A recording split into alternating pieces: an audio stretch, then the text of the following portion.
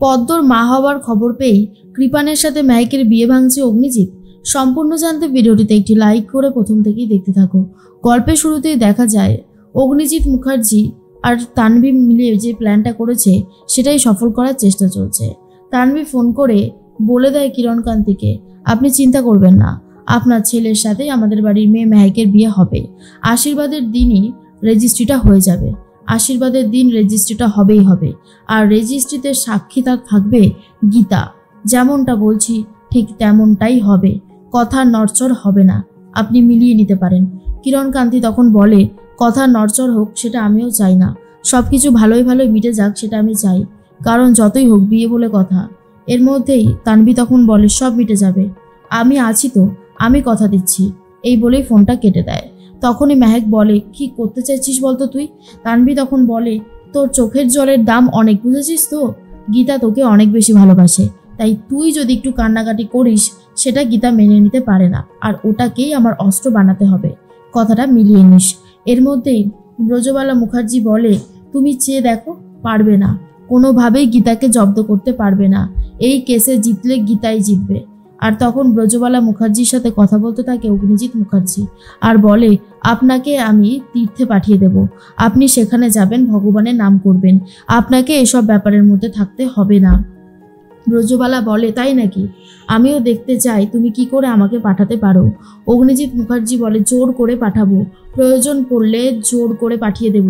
আর তখন ব্রজবালা বলে, তুমি জানো তো বয়স্ক পিতামাতার উপর অত্যাচার করলে ভারতীয় সংবিধানে ঠিক কি কি আইন আছে?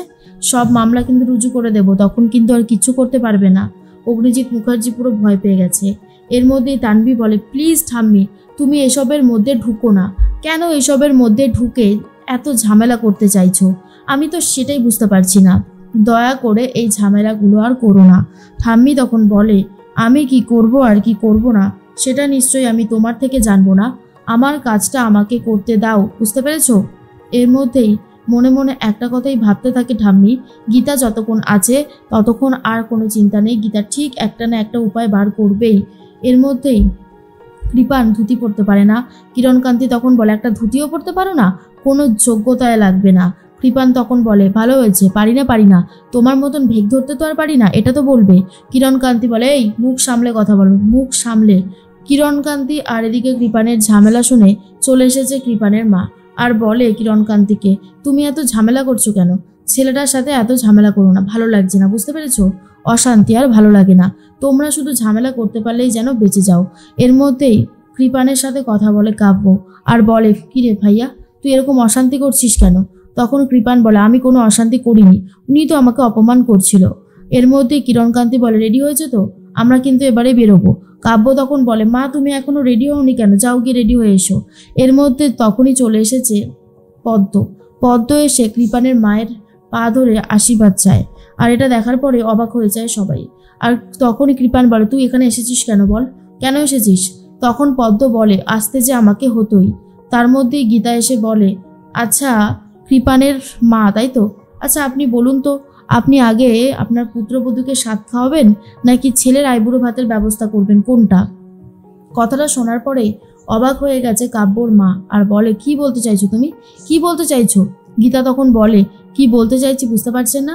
আমি তো খুব সিম্পলি একটা কথা বললাম যে আপনি কি করতে চাইছেন, পদ্মকে পঞ্চমী তো স্বাদ খাওয়াতে হবে তো, ও যে মা হতে চলেছে, আপনাদের বাড়ির বংশধর আসতে চলেছে।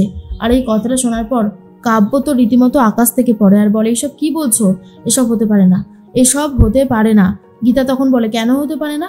পদ্মর সাথে তো সংসার করেছে আমাদের বাবু সোনা, তাই সংসার যখন করেছে সেটা 2 দিন হোক বা 3 দিন হোক, এখন বাচ্চাটা আসলে দায়িত্বটা কার? বাচ্চাটা তো কৃপানের মানে বাবু সোনার, তাই মান্যতা তো আপনাদের পরিবারকে দিতেই হবে। এর মধ্যে কিরণকান্তি তো পুরো অবাক হয়ে গেছে। কিরণকান্তি ফোনটা বার করেছে সবে অগ্নিজিৎ মুখার্জিকে ফোন করবে বলে। তখনই গীতা বলে, হ্যাঁ ফোন করুন, অগ্নিজিৎ মুখার্জিকে ফোন করে জানান সবটা, যে পদ্ম মা হতে চলেছে। কাব্য তখন বলে, ড্যাড ফোন করার এখন কোনো দরকার নেই। তারপরে কিরণকান্তি আর ফোন করতে চায় না। পদ্ম মনে মনে ভাবে, উফ, উকিল দিদি যা একটা প্ল্যান করেছে না, ভালো মতন প্ল্যান করেছে।